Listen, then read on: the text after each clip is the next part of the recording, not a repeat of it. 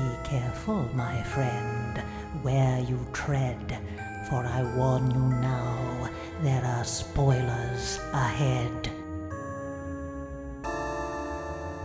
Welcome to Terror at Collinwood. I am your hostess, Penny Dreadful, and before we get to part 2 of our analysis of the unproduced John August screenplay for the Tim Burton Dark Shadows film, the film that never was, the non-comedic version, the never-before-seen version of this screenplay, which we're going to dive into part 2 here in this episode. But before we get to that, I have a few little tidbits to share with you. First, I want to thank from the bottom of my little black heart, Patty Karapinar, who sent me such an amazing gift that I am still absolutely flabbergasted. This is unbelievable. She sent me the Dr. Julia Hoffman Hypnotism Medallion.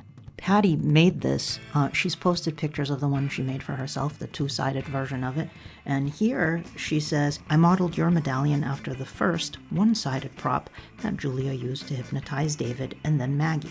A few elements are different than those in my double-sided one, so it's an original too. The final third one is a single-sided one from the other side of the second mirror compact I found. Again, there are slight differences between it and yours. I'm not sure what I'll be doing with it yet, but it will probably be the last one I make. So I think she's made a total of 3 of these. So I am deeply honored to have one in my collection. I am absolutely delighted. I've put it on the shelf with all of my other Dark Shadows collectibles. Thank you so much, Patty, for sending this and for your kind words about the podcast as well. I sincerely appreciate it. This is something I've been saying that MPI should produce, the Julia Hypnotism Medallion. So Patty has stepped in and done it herself, and I'm thrilled to have one of her medallions in my collection. So thank you again, Patty, for sending this to me. What a very thoughtful gift that was. A couple of news bits I have for you as well. Hermes Press has put out a press release and put up pre-orders for the upcoming Dark Shadows coloring book. The Dark Shadows coloring book features 88 pages of all new classic coloring book art featuring the series' best-loved episodes and its most important characters, including Barnabas, Angelique, Quentin, Maggie Evans, Josette Dupre, Victoria Winters, Laura Collins, Roger Collins, Carolyn Stoddard, Elizabeth Collins Stoddard, and many, many more. Artwork is by Samantha Lamuscio, and I hope I'm pronouncing that correctly. It's $19.99 for the paperback version, 88 pages, color and black and white, 7 inches by 11 inches by 7 inches. The original show never boasted a coloring book tie-in. Now one has been created exactly as it should have been during the series' original run. Climb into the Wayback Machine and return to 1966 during the original run of Dark Shadows. This groundbreaking gothic romance featuring Barnabas Collins, a 200-year-old vampire, together with werewolves, ghosts, zombies, time travel, and everything that goes bump in the night, spun off a series of popular Gold Key comic books, reprinted in their entirety by Hermes Press and still available, and 32 paperback library novels, also reprinted in their entirety by Hermes Press and still available, and many more tie-ins. But no coloring book. Hermes Press has now remedied this omission with the creation of a classic coloring book that has the look, feel, and content of a collectible created during the time of the original show. So head on over to hermespress.com. You can pre-order it. It's currently, as I'm looking at my screen, it's $16.99, so they took $3 off here. So you can jump on over to hermespress.com and pre-order your Dark Shadows coloring book. I just pre-ordered 2 of them, and I might get a third one. Ansel Farage has let me know that Todd Tarantula is streaming for free on Tubi. So I think it's free with ads on Tubi. So if you have the Tubi app, you can watch all of Dark Shadows on there, and now you can watch Todd Tarantula on there. Another thing you can watch on there is Dark Shadows and Beyond, the Jonathan Fritz story, which I forgot to mention. I picked up a really cool t-shirt from jonathanfrid.org. I jumped over to their store. They have a link to a store where there's some really cool merchandise. And there's a great Cousin from England shirt, it's called, and it's an illustration of Jonathan Frid by the amazing artist Sherlock, who a longtime Dark Shadows fans will know from the fanzine days. She did a whole bunch of really cool, fun cartoons and things like that, and World of Dark Shadows and some of the other zines. And Sherlock did this great illustration of Jonathan Frid, which is available on a t-shirt, and you too can get it through the jonathanfrid.org website. And now, let's get to part 2 of the John August screenplay discussion. Just a repeat of the disclaimer from episode 1. We cannot distribute any screenplay. We were allowed to read it.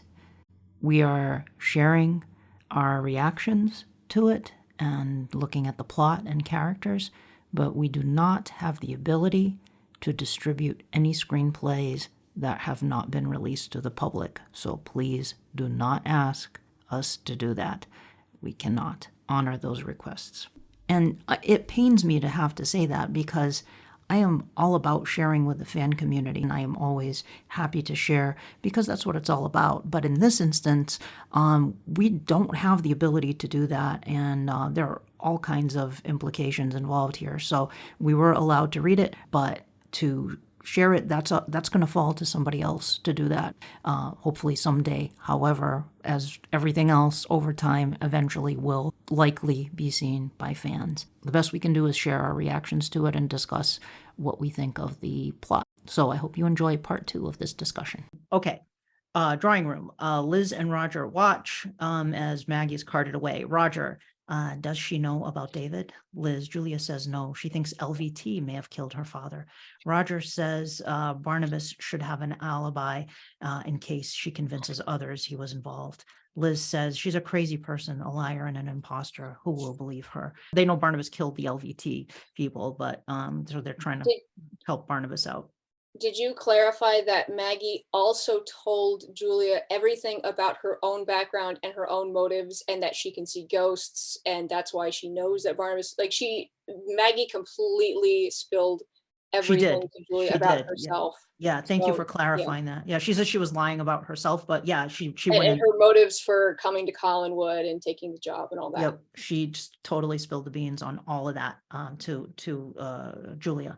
She just came clean and was dragged off to Wincliffe as a result. So now we're over at the Blue Whale. Outside, Barnabas tells Willie that he remembers when the place was built. Willie, it was probably the last time they washed the glasses. It's I love the description of the Blue Whale, a rowdy bar hosting fishermen and cannery workers. The Blue Whale feels old world with low ceilings and smoky glass. Even at noon, it would be night inside. That's what the Blue Whale should be. It's the local fisherman's tavern, but it's not only that, it's just it's the place in town where everybody goes, but it's also, all the people who work down at the docks and stuff and the cannery, they all go there. I like that description for it, and it's dark and it's smoky glass. Yeah, that's great. Willie introduces Barnabas to Rob Clarney, who has 4 boats. He sells his catch to LVT, we learn. Barnabas says to make a deal with LVT is to make a deal with the devil. No, not the devil, a monster from beneath the waves, its tentacles and teeth waiting to destroy you. It already has you in its grasp. You're so afraid of being sucked into the abyss that you ignore the human sacrifices. Willie adds, they killed Bill Malloy. Willie points to a wall filled with photos of local dead. Willie continued, and Frank Harris, Tom McHale. Barnabas announces, about the LVT chair people, that their heart has been ripped out, but a new crop will rise, says one of the fishermen. Barnabas says, then we will cut them down. A single dark-haired fisherman, Smith, listens silently. Barnabas is getting all the other fishermen riled up against LVT. Who will say no more? Almost everyone, no more, but there's this Smith listening secretly, paying attention to what's going on, but not really responding. Then at the docks at dusk, things are going great at the cannery. Roger says, a dozen more boats waiting to dock with full nets. Elizabeth says, add 2 more shifts at the cannery. Roger says they don't have enough workers. They don't have enough cans. Elizabeth suggests going to the football game and offering $30 to any man who can work tonight. To the foreman, rip the steel roof off the west building and make more cans. Smith on the payphone, the dark-haired guy we met at the bar. He's on a payphone. He says, we've got to reach out to the elders. The whole Collins family has to die. On his wrist is a tattoo, the Leviathan symbol. There's too much tuna. Yeah. Rip the roof off the building and make I'm more sure that's cans. sanitary. Over at Wincliffe, Maggie's in a patient's uniform in a drugged stupor. The orderlies force her to take pills. We move through days and weeks. This is insane. We get days and weeks of montage of Maggie at the center as the sanitarium swirls around her. She eats, sleeps, takes pills, watches Tom and Jerry, plays checker, and stares at an obese psychiatrist. It says, sun goes up and then down. Thanksgiving comes, Christmas. Now it's Christmas. She stares at the blinking lights and we transition to Collinwood. It's Christmas. Okay, so big no. I think we never had, these kinds of holidays in the show, Halloween, Christmas. But they mentioned Halloween, I think, one time, and Christmas during the Leviathans. There was a reference to it, but they didn't really do Christmas at Collinwood. So I don't know. I'm not sure how I feel about that. But anyway, I guess personally, it's okay. I never liked the focus on the pop culture of the time in Dark Shadows, but I don't mind recognizing the changing of the seasons. Agreed. Yeah, true. Yeah. Yeah. Yeah.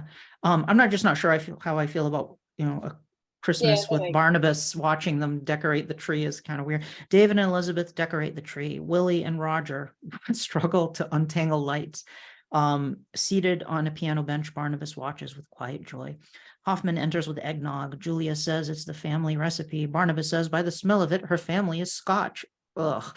Hoffman says, Mr. Gloomy told a joke. Roger, write that down. David sees an old box of ornaments. They're silhouettes. Elizabeth pulls one out. It's Sarah Collins. Barnabas asks to see it. It's dated, he says, 1789. She would have been 8. Julia is hanging shiny silver balls on the tree. The room is reflected in them, but she doesn't see Barnabas. Oh, cute. Patrick's cat just jumped in his lap. What's your cat's name, Patrick? Lincoln. Lincoln. Hi, Lincoln. Lincoln. Lincoln wants to hear about the John August script too. He does. Okay, so Julia doesn't see Barnabas reflected in the ornament. In the foyer, Barnabas is getting ready to leave. Julia asks him if he ever comes over during the day. He says he's busy with work. She says, what work? Private enterprise, he says. Julia says he's in private practice herself and specializes in blood disorders like David's, like yours, she says. Barnabas says it's bad form to diagnose without examination. She says, luckily, she keeps late hours. We cut to the basement treatment room. So Barnabas doesn't react threateningly to being sort of confronted with being a vampire here. He's willing to get checked out. Barnabas is stripped to the waist and listens. Julia listens with a stethoscope. She asks how he came to be this way. A woman, he says. Hoffman replies, had no idea it was that kind of disease. Ugh, bad jokes. There are some bad jokes in here, as you can see. He says, no, he says, a witch. She cursed me. Hoffman, did you love her? Barnabas, no. Hoffman, but she loved you. Barnabas, and why are you so certain? Hoffman replies, if she merely hated you, she would have killed you. A curse takes devotion. Julia attaches leeches to Barnabas. It's how she found the counteragent to David's condition, silver. She plans to start with garlic for Barnabas. Can he be cured, he asks. Cure? No. Treat? Almost certainly, she says. Yeah. I think the garlic line is sort of, she says that kind of as a joke. Probably, that's the way yeah. I interpreted that. Yeah, probably so. I mean, it probably was meant as a joke. Yeah. Although maybe not. Just who knows? read it very seriously. Yeah, who knows? It might not have been a joke. I don't know. It's hard to say. But you're probably right. Given this portrayal of Julia, it probably was. Let's see. Cure no, treat almost certainly. You feed on blood, pure human essence. We purify the blood, we purify the soul. Barnabas, salvation. Julia, science. The leech wriggles. Well, almost science. Over at Wyncliffe, Maggie sits across from Professor Norman Standers. He's doing the ESP Zener card test with her. And she sees behind him the ghost of Clarence Washington, the ghost of a man who died in a boiler accident at Wyncliffe. Maggie calls him for his help. He's helping her with the cards by doing these charades. This is a ridiculous scene. It's played kind of for laughs. I mean, it's a ghost who's doing charades behind. Also, this is a horribly, horribly disfigured ghost who died in a boiler explosion. Yes. And like half his face is in ribbons. Yep. Yes. Yeah. It's a really gross description. I didn't write that down, but yeah, it's a gross description, and he's doing charades behind the psychiatrist so that because Maggie can't really see the cards, so he's Well, wait a minute. If we're going to be commonsensical about this, because these are matters of science, if they can't see the ghost, they can't hear the ghost either. no. So why does the ghost have to play charades? Good point. But none of the ghosts talk. None of the ghosts talk, though. Yeah, They're none all of the silent. ghosts. Yeah. They're all silent. So far, That's all because of the ghosts they're extras, and it would go against SAG rules for them to talk. Exactly. I like this where she's conning him into thinking that she has ESP by it's like, oh, she doesn't have ESP, she can just see ghosts. Yeah. You've got to make differentiation. Exactly.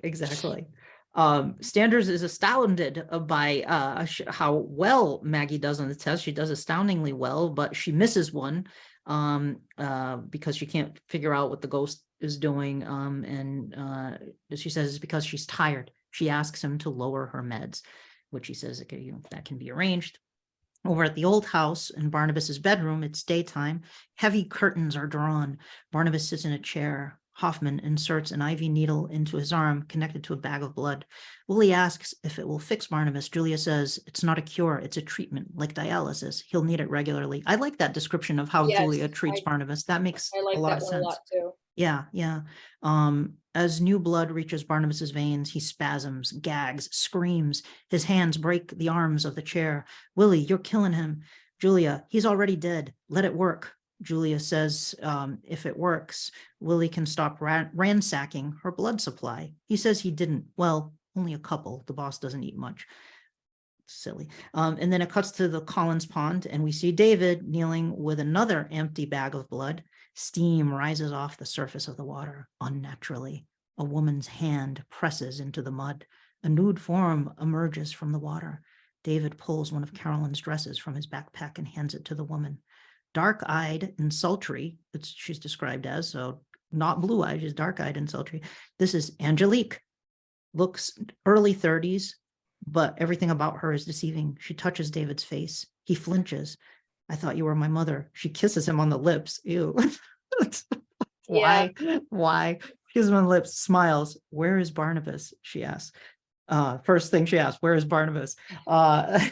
So here we have Angelique now. Angelique has, as if there isn't enough happening in this film, we now have Angelique in play. She regenerated from the skeleton that was tied to the chair at the bottom of the lake. With blood. Yeah. Yes. By just pouring blood in the water. Over and over again. Yeah. Yeah. Yep. Makes sense to me. I mean, it didn't bother me, the plotting of that. I guess when blood is a powerful magical component, so I suppose that works. But anyway, now what they had, it's something that's like, yeah, you got to do something to get her in the story. Yeah, I mean, you have to justify it somehow.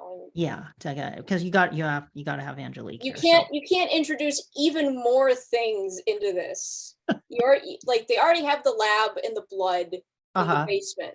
Yeah. Just use that. and yet the Leviathans are calling on the elders. The elders have a room of relics. They've got Angelique in amber or something like that. She hates the Collinses. Who better to take care of him? Release her. Yeah. Yeah, that could be something. And yet we will have even more things introduced into this story as we go along, as we'll see. So back at the old house, it's daytime. The door opens. Barnabas, with Willie and Julia beside him, stands half lit in the long shadows of the winter sun. Barnabas slowly steps outside, holds hands up over his face, and watches in wonder as sun spills around each finger. Julia, that's enough, Barnabas. We don't want to overdo it. Barnabas, tears in his eyes, grabs Julia by the shoulders. She gasps, Barnabas, you've made me a new man. He kisses her. She flutters. Barnabas tells Julia to buy herself a gown, and then parentheses says, wedding gown? Something that will inspire envy in any woman who sees it. Julia thinking wedding gown, says, why? And then we cut to Printed invitation, New Year's masquerade ball at Collinwood. The invitation goes into an envelope. The family seal presses into wax. Collinwood Grand Ballroom Day. So we have the Grand Ballroom at Collinwood, which is going to be a prominent thing here that we're going to be seeing again and again. The Grand Ballroom. There's a montage now, a montage scene. Barnabas walks in with Roger and Elizabeth, opening the shutters on the neglected formal hall. There's a painting crew painting up the room. Electrician wires the big chandelier overhead. Elizabeth walks with the event planner around the room. Barnabas and David get fitted for new tuxedos. The tailor pricks him. There's a drop of blood. Barnabas licks the blood and savors it. This all feels very, even though this scene didn't exist in the Burton film, it feels very much like it would have been a kind of thing that you would have seen. So there are things in here. There are things that I would consider problematic scenes that don't feel dark shadows that kind of stick out like a sore thumb to me. They kind of jump out at me, but that being one of them. And then we cut to Northeast Drive-In outside of Boston. There's a sailor at a payphone. A waitress carries a tray of food to a green Buick. When she says drive-in, she means like a drive-in diner where they come out and roller skates to your car. Exactly. Yes. Yep. Not a movie theater drive-in. Yeah. Yes. Exactly. Yeah. Thank you. Yeah. It's one of those Sonic. I think they actually in the script they say a Sonic like. Yeah. It's like one of those old-fashioned like car hops. It's a car hop where they come out and bring the food to your car. The waitress carries the tray of food to Green Buick. Professor Standers and Maggie are in the car. Maggie's hands are cuffed. Standers opens a wallet to pay for the food, and Maggie sees a picture of his family, his wife, little boy, dog. Standers says they're headed to Cambridge. It'll be a terrific show you can do in a controlled environment. So he wants to show off her ESP skills. Maggie pretends to have a vision about a dog and a boy who was chasing after the dog, and there was a screech and glass breaking. The boy was the boy hit by the car? It hasn't happened yet. So she's playing on this photo she saw and trying to scare Standers and to freak him out that his son's going to get killed in a car accident. Standers, his heart pounding, looks to the payphone and says he'll be right back. Maggie uses the opportunity to hotwire the car and escape, which is an impressive feat in handcuffs. I don't know how she managed. She scrapes the wire, the coating off the wires with like the plastic knife that comes with the meal. Yes, in handcuffs, no less. And wow, Maggie's. I hope there's a snare drum, like it's some sort of gag that she's doing, with a cymbal crash when the car starts. Yeah. It's like, whoa, it's like a scene out of MacGyver or something. I don't know, which is using the little plastic knife to get out of there. Okay, so Grand Ballroom, Collinwood, we cut back to that. Where now the ball is in full swing now. The trumpet leads the band. Guests dance their way into 1971. It's a masquerade ball, but in the most subdued East Coast sense. There are tuxes. Yeah, right. I laughed when I read that. I'm like, oh, geez. Tuxes, gowns, eye masks. David gets 3 desserts in the kitchen. He goes to the dining room. He sees Willie trying on a mask and playing with doing imaginary guns. He's doing a Lone Ranger bit, and he asks David if he wants to be Tonto. David walks with ignores him. He ignores him, walks with the 3 plates of dessert, goes down to the treatment room by himself and watches the ball drop on TV alone. Over at the Collinwood garage, Maggie is there using a hacksaw and a vise to cut through the cuffs. She does so and then pulls the revolver out from under the seat. In the ballroom, Barnabas, who is masked, stands at a railing on of the mezzanine, scanning. Angelique, in mask, approaches, not really acknowledging him. So this is the first scene we have now with Barnabas and Angelique. They flirt sexually, and there are a bunch of lines back and forth. Angelique says, "Tell me a lie." Barnabas says, "I want to be alone. Your turn." Angelique, "I want to talk all night." Yeah, I haven't noticed. I only want to talk to you. Yeah, exactly. Yep. Angelique says, "I haven't noticed you watching me. I haven't thought about what your hand would feel like on my thigh." Barnabas, "I just want to talk all night." I'm sorry, John August, if you're listening, come on. It's the flirty dialogue between Barnabas and Angelique. It wasn't working for me, but maybe others would differ in their opinion on that. I don't know. But it seems it's no Drew Barrymore and Tom Green dialogue like he mastered in Charlie's Angels. Now that's heat and wit. Now you're making me think that of Tom Green as Barnabas and Drew Barrymore as Angelique. Thanks for putting that visual. I'd watch that. Okay, so I just ballroom. Elizabeth, Roger, and Hoffman chat and drink. Maggie enters wearing a mask and the uniform of the waiters. She spots Sarah's ghost urging her to follow. Over in Liz's private office, Barnabas and Angelique are pressed against the wall. Barnabas's mouth is at her neck. Maggie enters, pulls out a gun, and says to get away. She removes her mask. She says, I know what you are. Barnabas says she's mistaken. Barnabas says, wouldn't a sharp wooden stake be better, or a pencil? She shoots. To his surprise, the gunshot wounds him in the chest. He bleeds, falls to the ground. But did they say that Maggie shoots him 3 times in the script? I don't remember if it was 3 times or once. I didn't it make has a note to of that. be 1 time. I thought it was one because there was one single silver. No, but David has the silver bullet. Later, we find out David took the silver bullet. So, well, there's still 5 left in the gun. She only took 1 bullet out in the beginning. Oh, true. And if it, yeah. So I don't know how many times. I don't remember. That was months ago. Yeah, she shot him in any case, she shot him in the chest and he went down, much to his surprise. He falls to the ground. I don't know if that's because she shot him with a silver bullet or if it's because of Julia's treatments. I'm not sure what they did. I mean, it can be both. Yeah, exactly. So Angelique screams. Maggie steps into the hall and Sarah looks at her with horrified eyes. This is not what Sarah wanted to happen here. I think Sarah was trying to warn her about Angelique. 2 cops enter as Maggie makes it to the drawing room and opens the secret panel. She races down the steps to find David alone watching TV. She asks him if there's another way out. The police are pounding at the door.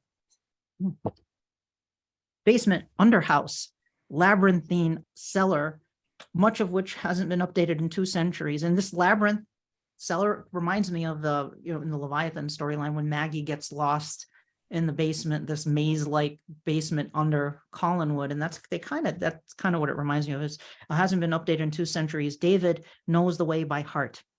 Willie and the officers open a bookcase, which reveals a secret entrance to the underhouse.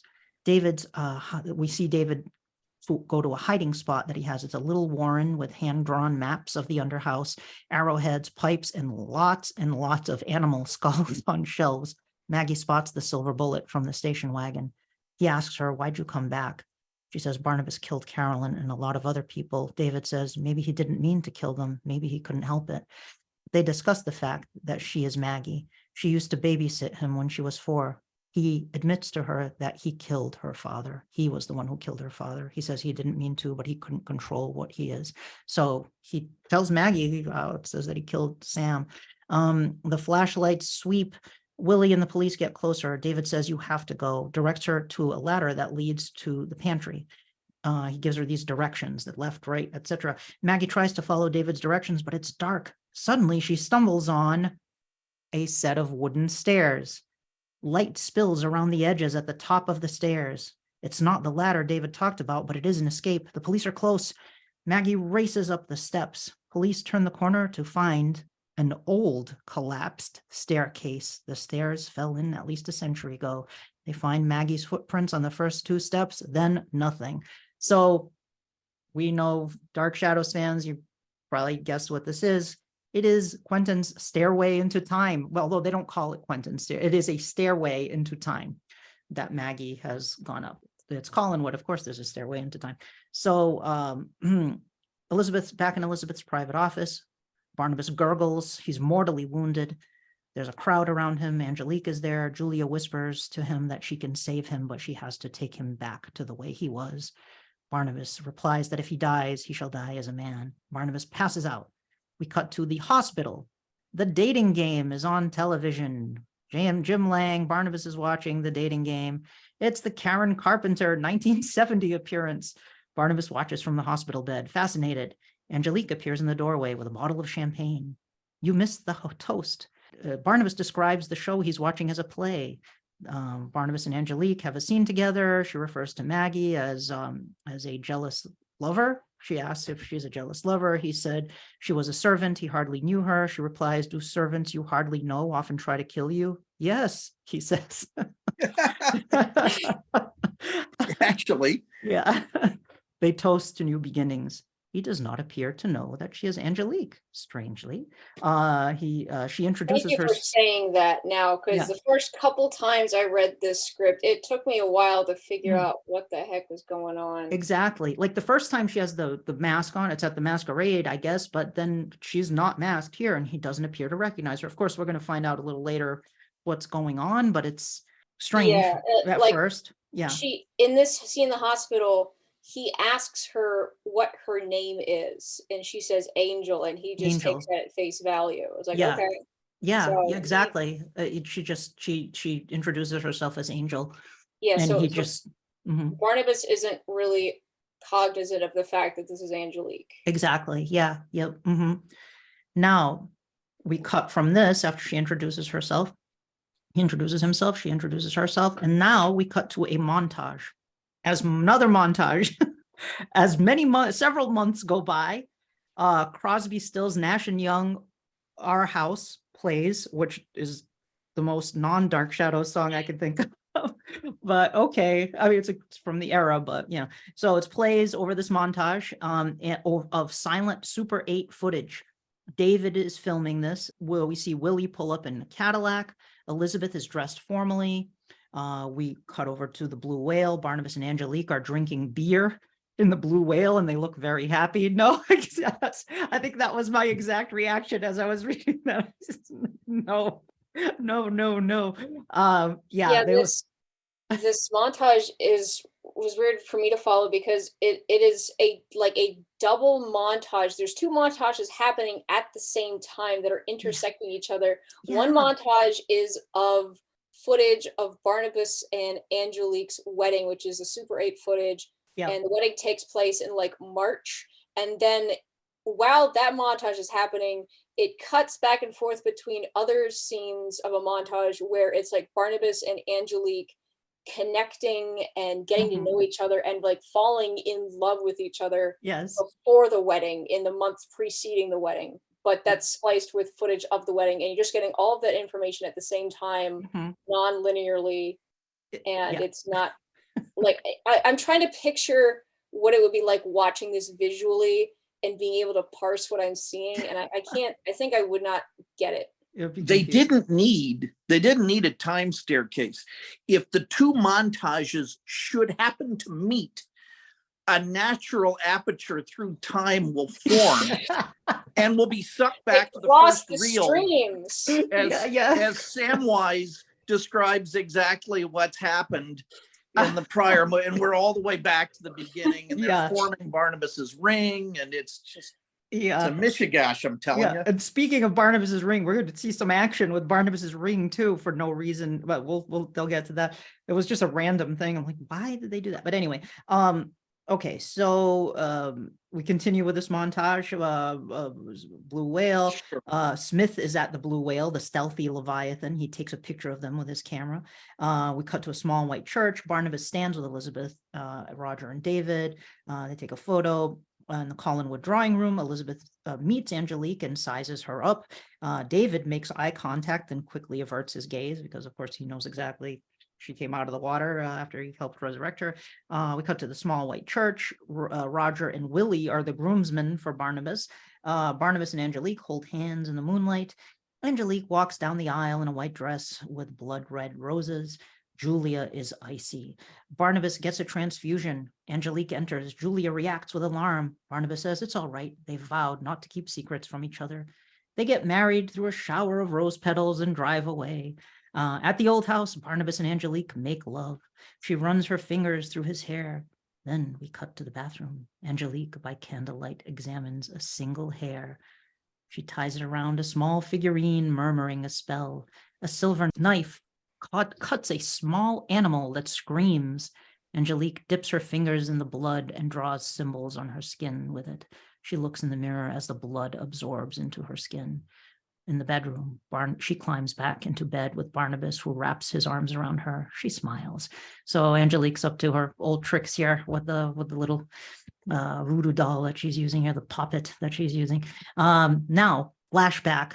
There is a flashback to a scene that just happened in the movie a little while back.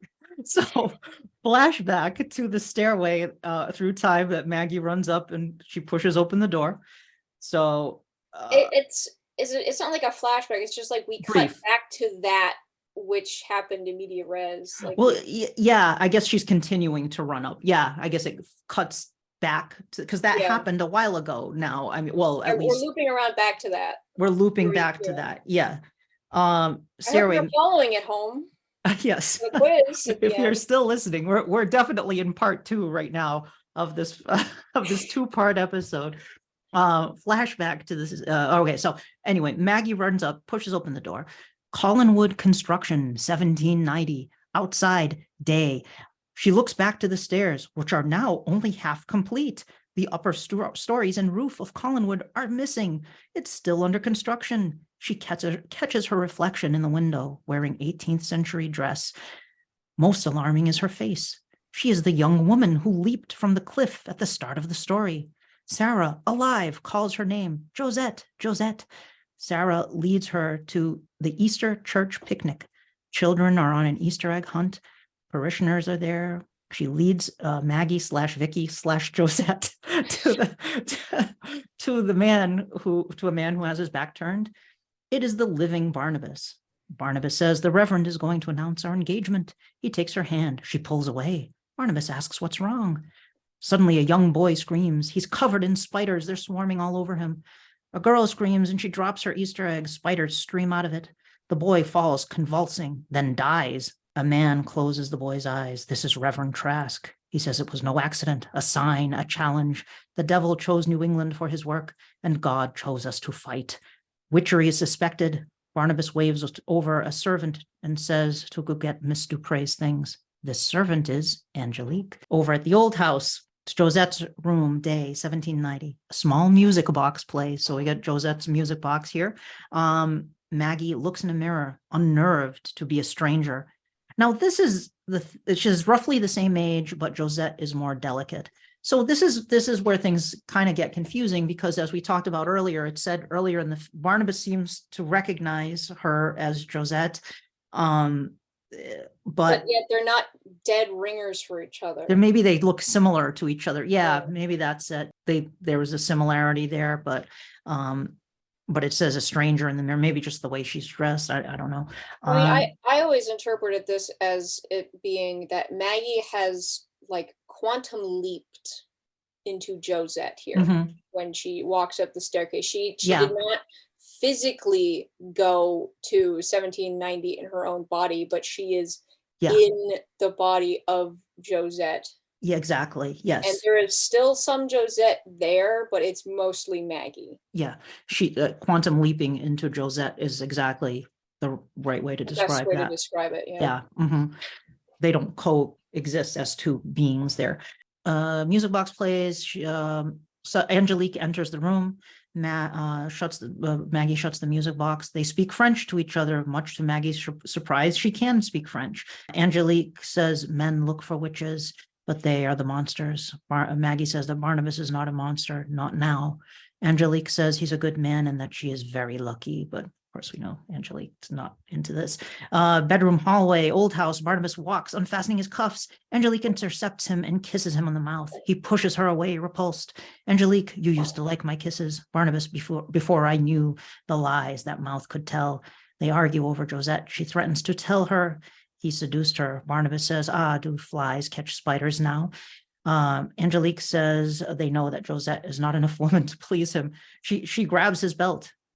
He says blackmail brought her into this house, but it's not enough to get her into his bed. He thinks she's a serpent. If he took the time to know her, he would love her. She says, a month, a year, a century is not enough time. There is not enough time in the world to love her. So we have this tense scene with Angelique and Barnabas. Over in Josette's room, Sarah enters and says, this is later now in Josette's room. Sarah enters and says she has to come with her, hurry. So she's in a panic. She calls Josette. And then we go down to the old house drawing room. Barnabas is at the piano. Barnabas, we wrote a song. Sarah, he wrote it. She says Barnabas wrote it about Josette. Barnabas says it's the only inspiration we could both agree on. Barnabas plays. It's a simple melody, like in a child's exercise book. Barnabas plays and Sarah takes her place, delighted at the chance to perform. And I'm just going to read the first couple lines of the song here because we're going to This is going to come up later. The moon is bright, the stars they shine, a candle burns, by night it's fine, to read a book of happy lovers, stories lived between the covers. Maggie can't help but be charmed by the song and the genuine affection between big brother and little sister. As the sweet song continues, so it goes on, there's this sweet little song that they do together. We cut to the forest. As the song is going on, Angelique is on the ground chanting and dragging her fingers through the dirt. She seems possessed. She cups her hands and something seems to move inside. She smiles. The song continues through this melody, a cute scene with Barnabas and Sarah being playful with each other. The nanny takes Sarah off to bed and she doesn't want to go, of course. But when Sarah's gone, Barnabas notices that Josette seems different. Maggie comments that Sarah really loves him. Maggie is conflicted. She decides to warn Barnabas that something terrible is going to happen. Barnabas doesn't seem to understand this. Then, in Barnabas's bedroom that night, Barnabas finds a wrapped present. He lifts it. There's no bottom, but there is a bat. It flies. Yeah, I chuckled when I read this part. Yeah, the present, the gift of the bat. It flies around in circles and it attacks him, biting him. Yeah, it's a reference, you know? Yeah. Like the Leviathan box when they put the oh right, Leviathan yeah, box. true, yeah. Except this one's gift wrapped. He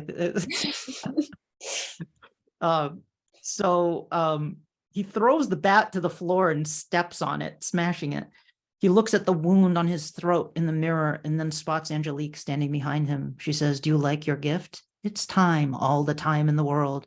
Barnabas charges at her, but then passes out before he can reach her. So as he passes out, we cut to the present, to Hoffman's face. There's a problem. So we're back in 1971 in Barnabas's bedroom.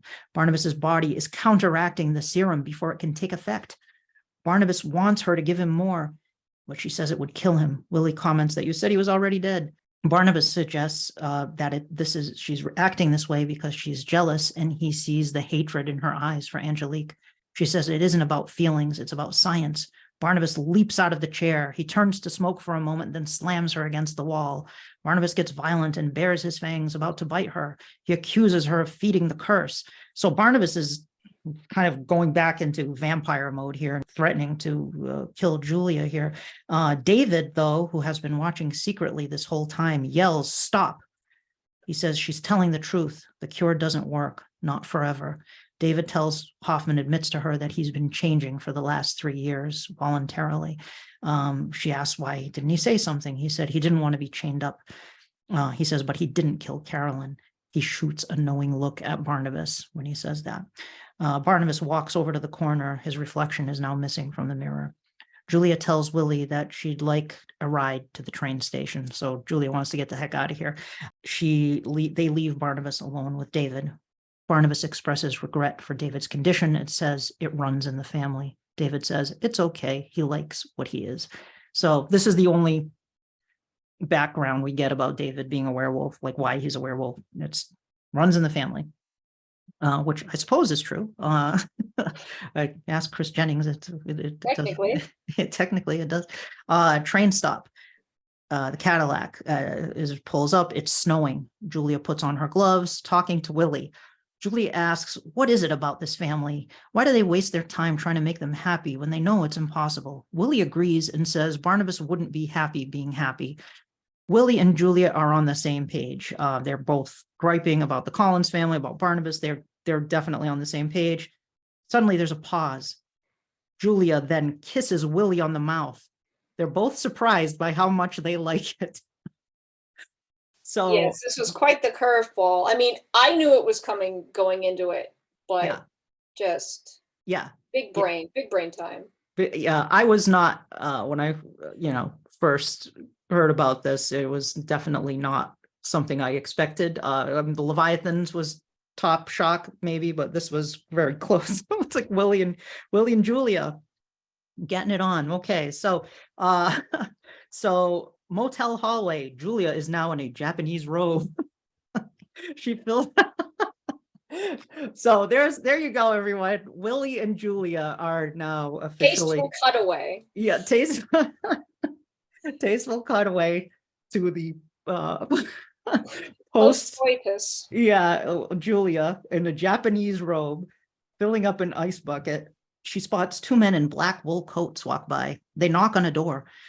Hoffman walks by as the door opens, and she notices 8 more men in black coats inside the room. There are blueprints on the bed.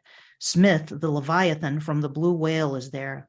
Hoffman never met him and has no reason to be concerned, so she keeps going. Willie is watching TV. He says they're calling it the storm of the decade. The roads are closed. Hoffman says she has no place to be, shuts the door. So we're going for round 2, apparently.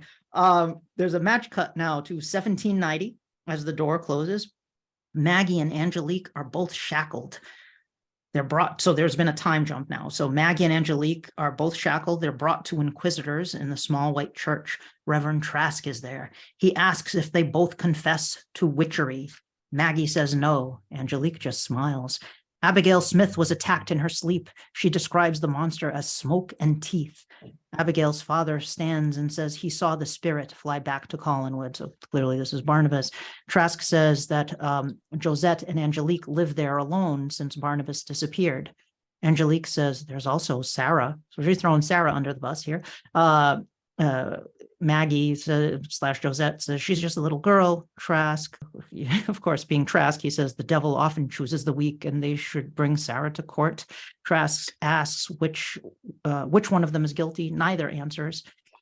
There's some scene here where they use trickery to they put crosses in their hands, and their hands both Josette. Yeah, it's like some chemical reaction out the metal, and it's like, oh, the cross left a mark on your palm. That means you're guilty. Yeah, their hand turned blue. They left a blue mark on their hand, so they're both guilty. But they did this intentionally because Trask wants to persecute them, apparently. So, I'm not quite sure how that all ties in or furthers the Leviathan goals, but I don't know either. Yeah, like the getting in control of industries and just like building wealth and power. I get that, but I'm not really sure what they're accomplishing here. Doesn't he need a sacrifice? Yeah, but it's to like bring about the Leviathan god or but something. It's Sarah. They do Sarah. Sarah. But with Maggie and Angelique, they just dunk them in a pond and leave them there. Yeah. There's It's not like it's not like they tagged them for ritual sacrifice. They were just like getting them out of the way. I don't know. Yeah, exactly. So we cut to Collins Pond, 1790. Maggie and Angelique are bound to witch chairs attached to long wooden beam, and the arm is designed to plunge underwater. Sarah screams through tears for Josette. Angelique says Barnabas can't save her while the sun is shining. Maggie then realizes that Angelique knows he's a vampire. They're plunged underwater, and then they come back up. Trask asks if they confess. They don't. The arm swings back down. Underwater, Maggie sees a face. It's Barnabas. He's under the water. Barnabas is just hanging out down air there. into her mouth. Yes. He's under the water. He blows air and they go back up. Trask wants them to confess. Angelique, he says, let God show you mercy. Angelique says, which God, Trask? The sea god you worship, sacrificing virgins? Plunged again. Barnabas cuts Maggie's rope. Angelique sees Barnabas and struggles against her ropes, but he doesn't free her. Barnabas wants Maggie to swim after him underwater and follow. Trask leaves the witch chairs underwater, assuming both witches are drowned. The church, he announces that the church will take Sarah into custody and Collinwood too. Underwater, Maggie, we see Maggie breathing through a hollow reed. She's under the water, breathing through a reed. I think Lara Parker did this in her and Angelique's descent. No, in Salem Branch. She did something very similar. Where a very similar kind of scene here. At the bank of the pond at dusk, Barnabas climbs out of the water and she kisses him because he's been underwater because he had to wait till dark. He has a boat waiting in the harbor, he says, but he must get Sarah first. We are now at Collinwood, the Collinwood construction site at dusk. Maggie waits for Barnabas, pacing. Maggie / Josette, rather. The doors swing open. She sees a staircase. Young Sarah is looking up at her. Barnabas, she yells that Barnabas is looking for her. Maggie rushes down the staircase to Sarah, but when she reaches the bottom, she realizes that this is ghostly Sarah, not the living Sarah. She looks back up and sees Josette at the top of the stairs back in the past. They're now separated into two people again. No, Maggie yells. Josette shuts the door, unaware. So Maggie is now back in the present day. Our 1790 flashback is over, or visit to 1790. It's not clear whether it's the type of time travel where it's almost more like the kind of 1897 time travel where the present is happening concurrently to the events in the past. Yeah. Yep. And I think so, right? Because the party's over at this point, right? When Maggie gets back. Oh yeah. Yeah. It's we're now at the confrontation scene between Barnabas and Angelique. So then it is like the 1897. Yeah. Time is still passed. She's come back now after a significant amount of time has passed. But the whole purpose of that was so that she could see how what Barnabas was like when he was alive. And so Collinwood Grand Ballroom night. Angelique is alone looking out the window at the blizzard. Barnabas appears behind her suddenly. He has no reflection. She tries to kiss him, but he averts. She reaches for a hard object that she notices in his belt. He says, "Take it out." She does. It's a wooden stake. He tells her to drive it through his heart. She says she won't kill him. He says, "No, that would require mercy." He pulls out the voodoo doll she was using earlier. The charade is over. This is your method, he says, spells and curses to make me love you, to take my soul. He throws the doll. Angelique says she never made him love her. She just made him forget their history so they could start anew, which is really interesting. They would have naturally fallen in love according to this, how this plays out here. So they could start. I said, makes you think. Right. Yeah, it's an interesting twist here. Barnabas says, "We are too old to start new. You have done too much to be forgiven." She calls him a hypocrite. Salvation, and he talks about salvation and how he will transform himself. What about her? He says she's made the devil's deal. She says, "For you." Angelique says, "Women are destroyed by loving him." Her, his mother, Sarah. Barnabas becomes furious. He says, "You do not say her name. She walks these halls." Angelique taunts him. She says, "She walks these halls, Barnabas. She drowned waiting for you." Enraged, Barnabas slams her against the wall, choking her. She asks, "Do you want to kill me more than anything on earth?" He says, "Yes." She says, "Good. Now you know how it feels to be denied." The windows blast open and gales of snow fly into the room. The chandelier crashes through the floor, not to the floor, through the floor.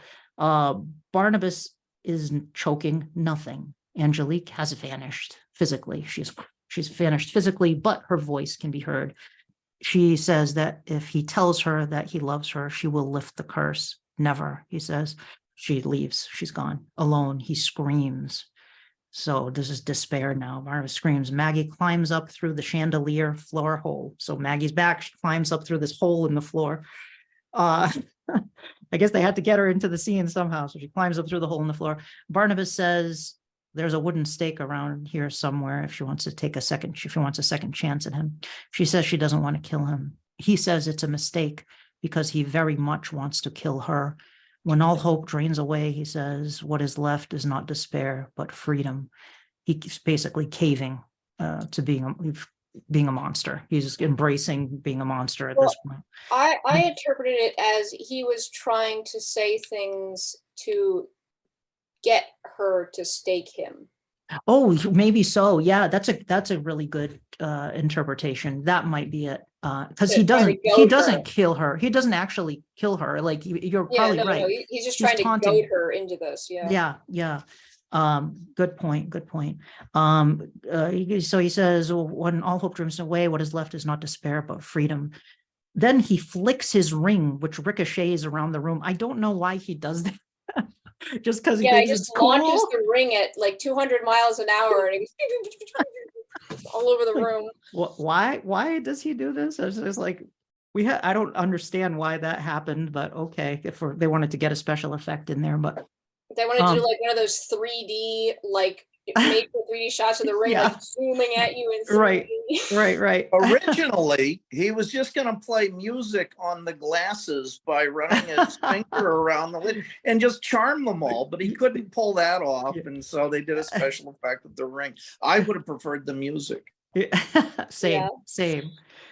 He says he's a monster. She says, no, you're not. Barnabas says, then let me prove it. I will kill half the world and leave the other half undead, a great nation of the damned, and I shall be their emperor. She says he isn't evil. Smoke, fangs, smoke. He turns to Smoke, bares his fangs, goes for her neck. He says, how can you be so sure? With a saint's conviction, she whisper sings, the moon is bright, the stars they shine, a candle burns. By night, it's fine. So the song that Barnabas sang with Sarah in the past, Barnabas is stunned, defanged, and disbelieving. Could she really be the woman he loves? She continues singing. He kisses her. Collinwood is now nestled in snow, cozy. Just this cozy image of Collinwood. And we cut to Maggie's bedroom. Maggie and Barnabas are in bed. They did it. Barnabas is asleep and tranquil. See, I have problems with this. Like, Barnabas is now reverted back to being a vampire. So I don't think Barnabas should be able to have sex in the traditional way with a human. Like, it's just not in keeping with, he's undead, right? So when it's in keeping with this movie, yeah, where the final version of this movie goes. So it wasn't a big shock to me. Good point. I'd rather have this than the final version. So. True. Yeah, agreed. Maggie sees Sarah's ghost pointing insistently out the window. We see the Collinwood grounds at dawn.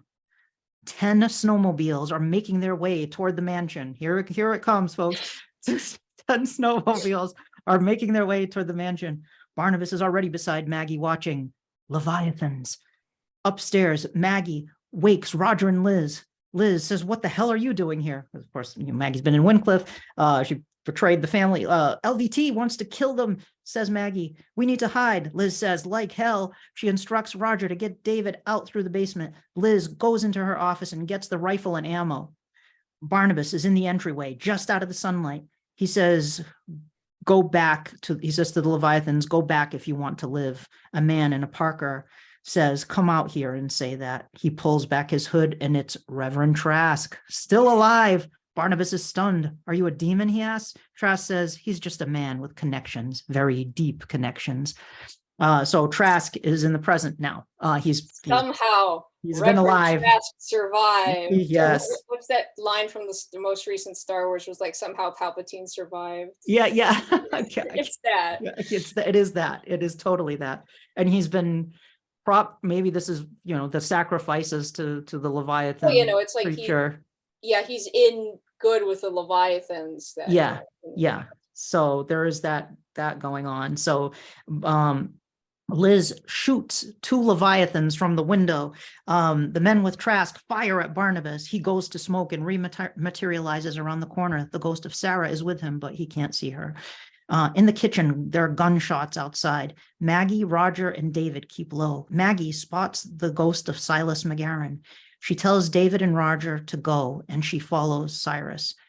In the grand ballroom, which is now, the windows are open. There's the burly Leviathan is in the ballroom, and he's shaking gasoline on the walls. So he's going to set it on fire. Back in the kitchen, David tells Roger, I can stop them. David tells Roger that Hoffman didn't cure him and that he can save them. Roger pauses and says, okay. David points to a trap door. Roger understands. Roger goes down the ladder, closes the trap door. From above, Roger hears a roar. The door buckles. They're smashing from above. He hears a howl, but this is no mere howl. It is bone-chillingly primal, an ancient creature unleashed. I'm thinking probably American Werewolf in London howl. That's what came to mind when I read that. In the drawing room, a Leviathan has a gun to Liz's head. He's going to use her as a hostage. Suddenly, Barnabas appears behind the Leviathan and sinks his fangs into his neck. Elizabeth sees him at his most feral and is unafraid. Suddenly, all the pieces are coming together. Elizabeth, my daughter, Carolyn, you killed her, didn't you? Barnabas, yes. Pauses. I can't be forgiven. Elizabeth, you're right. Elizabeth heads to the foyer with a rifle. So there's more pressing matters than to deal with this, but she acknowledges, there's an acknowledgement between the two of them that this went down. All right, so Grand Ballroom is on fire. It's destroyed Grand Ballroom. Maggie sneaks through the snow. There's snow in the room behind the burly Leviathan. She has a fire iron in her hand, fireplace poker. Shades of Paul Stoddard getting whacked in the head. He's trying to light the flare. He has a gun. He's trying to light his flare. He has a gun in his waistband, we notice. In the kitchen, we hear claws on linoleum. We catch a glimpse of the beast reflected in the toaster. In the dining room, we have the werewolf POV now as we're going through the dining room. It's speeding through the room, through the foyer, out the door, into the snow, and aims at the nearest snowmobile and leaps at a driver. And now we see what David has become. It says, most movie werewolves resemble toothy primates, but David is far more lupine, with a long body and true claws. His massive jaws hold immense Jurassic teeth.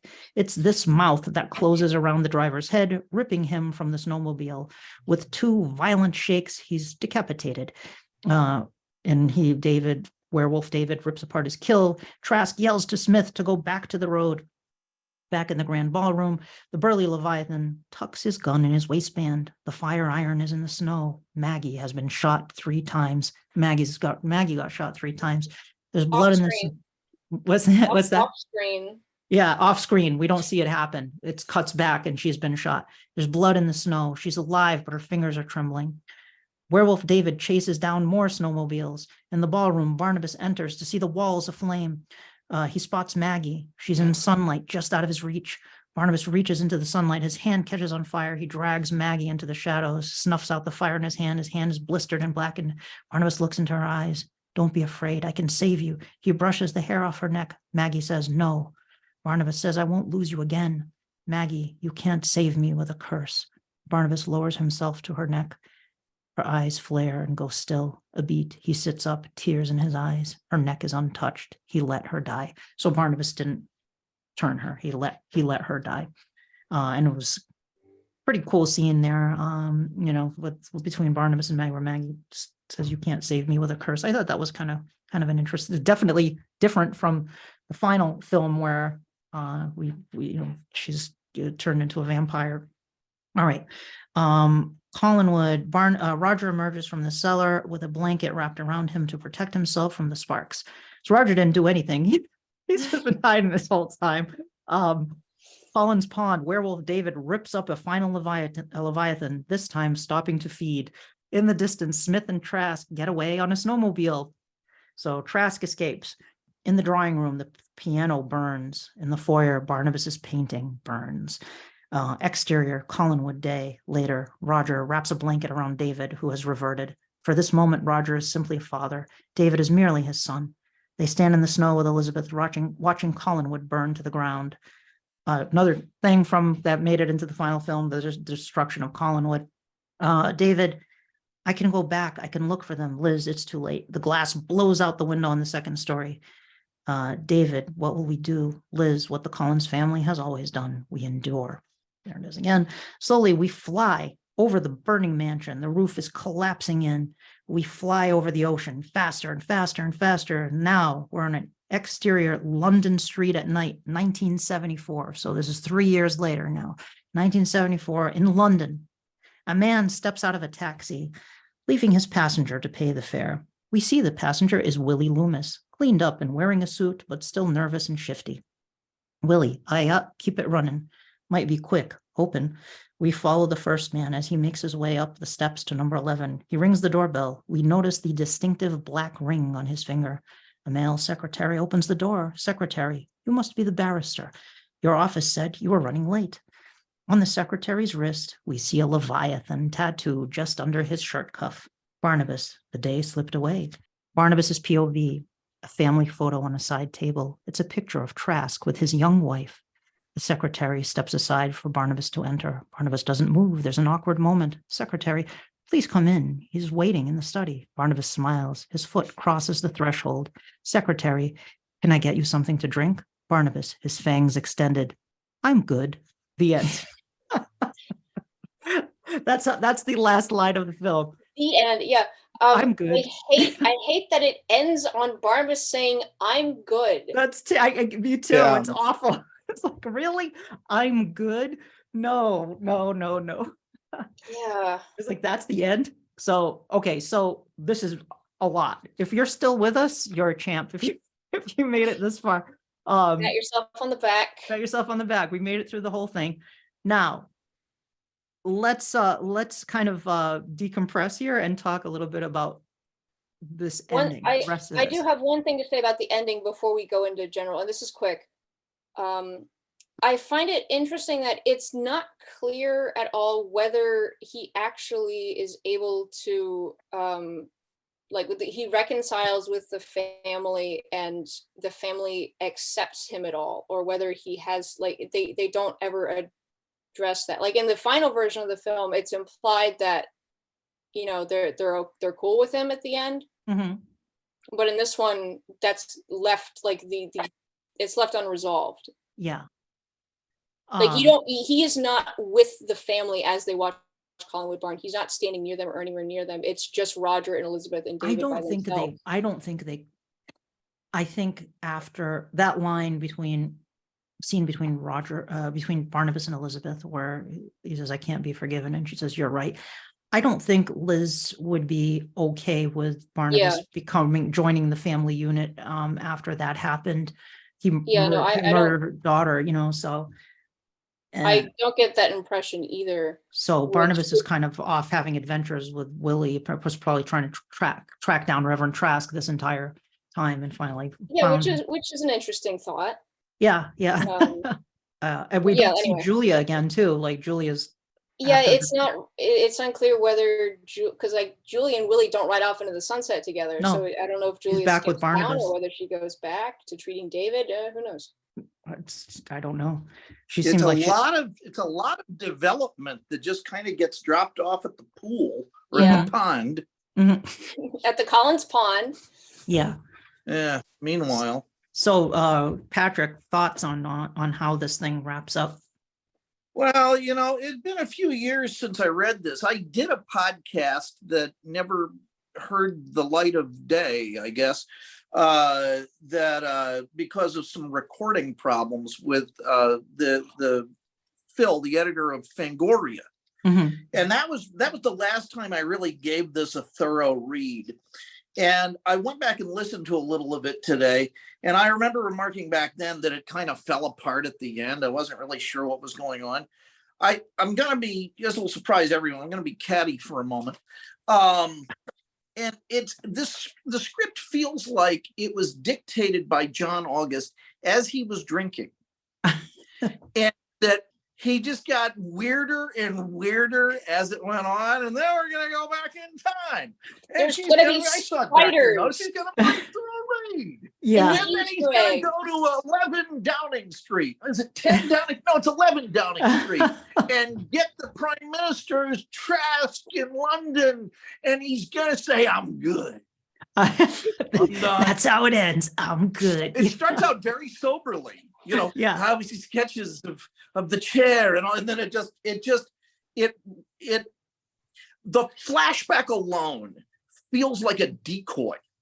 It feels like a scene that's written in because he knows that a producer is going to cut something. Uh-huh. And so he writes it in so that it's cut and the rest of the movie stays. It's 3 or 4 movies going on at once. Exactly. Yeah. It is a tribute to the idiocy of Seth Grahame-Smith that this is still better. It is. It's a big mess, but it's better. Agreed. It's better. It's still problematic, for sure. There are a lot of 3 movies at once is the right way to describe it, and I agree with you. It starts. I like how it starts, and it kind of, but then it starts to build into this. There's just too many plates spinning at the same time, and you can't sustain that. The narrative flow just kind of becomes splintered, and it's just like, I think, you know, I think they were like, you know, you got to have Angelique in there. You got to have time travel because Dark Shadows had time travel. You have to have a werewolf because Dark Shadows had a werewolf, and it just starts. Dark Shadows had ghosts and it just started to turn into this. It's just too much. It's just too much. I mean, any story is a suspense story, and it begins with something making you think, "Oh gosh, what's going to happen?" And that suspense carries you through to the very end. In this case, it's just kind of. Yeah. It's in The Godfather. We're going to talk The Godfather since he talks The Godfather. He does, yeah. Godfather for a moment. How it's like the story is about how does this clean Marine turn into this evil figure, even worse than his own father. Mm-hmm. That's what the story is, and that's what we follow. What are we watching here? At a certain point, it's full of lots of stuff I like, but it's kind of like after holiday leftovers where I don't know which one to eat, and so I just kind of eat parts of all of them. Yeah. I think fans would have been excited by the Easter eggs, the references and things. But I don't think that's enough to save the movie. And I think there are a lot of good things in here. I love, like Madeline was saying, that scene at the lighthouse, I thought was really, really effective. I thought it was really cool. I like, the whole thing with the funeral, with Carolyn's funeral and Barnabas's letter being read over it. Some of the soliloquies too, I thought were very Barnabas-esque, but then some of the weird, it's juxtaposed with some very strange lines that feel very out of place in a Dark Shadows movie. So but a lot of those are things that got carried over to the final version, or some of them anyway. So yeah, do either of you have any other thoughts you want to share on this? We've been going for 3 hours almost now, so well, this is going to be a two-parter, like I said, but any closing thoughts on this? I think Patrick covered pretty much everything, that all of my feelings pretty succinctly. I don't think that there's much for me to add there. I'm sure I'll think of something in a moment. Yeah. Well, I will say this, if you're watching this on YouTube, there is a comment section on YouTube, so you are welcome to leave your opinions about the film, or not the film, the screenplay. The screenplay, you are welcome to leave your comments there. There is also, of course, the audio version of this podcast. Please do rate and subscribe, review the podcast. I've been neglecting to mention that lately, but please do that. That does help the podcast to reach more Dark Shadows fans, and please share this with your friends. This is a kind of a rare treat here, and I really want to thank Patrick and Madeline for sticking with me through this 3-hour marathon. You. And yes, oh gosh, you. No, I am thrilled that you're both here to join. I'm delighted that you're both here, and thank you for sharing your thoughts on this, because it's really exciting. And thanks to those, you know who you are, who had the kindness of heart to let me take a look at this. So I appreciate that as well. I would have loved this movie if it had just been you narrating it the whole time. So thank you. You did a great job. I really mean it. Thank you. Thanks. Putting those notes together was no easy feat, but Madeline helped out with jumping in with some corrections there, because I was like really blowing through it to try to get the notes together before we recorded this episode, and juggling my day job at the same time. So, but this was fun. I hope you folks enjoyed this episode, because we may never get to see this script. I hopefully this will be someday shared with the larger fan community. I'm not sure what the legality is of that. I know the Seth Grahame-Smith script is floating around on the internet, and so maybe someday this will show up. But for the time being, this is kind of it, guys. I hope you enjoyed this episode. Thank you very much for listening to Terror at Collinwood, and we'll see you next time. Bye-bye. Bye. Bye. And for as long as they lived, the Dark Shadows never truly vanished, for there will always be terror at Collinwood. Terror at Collinwood is a Penny Dreadful production.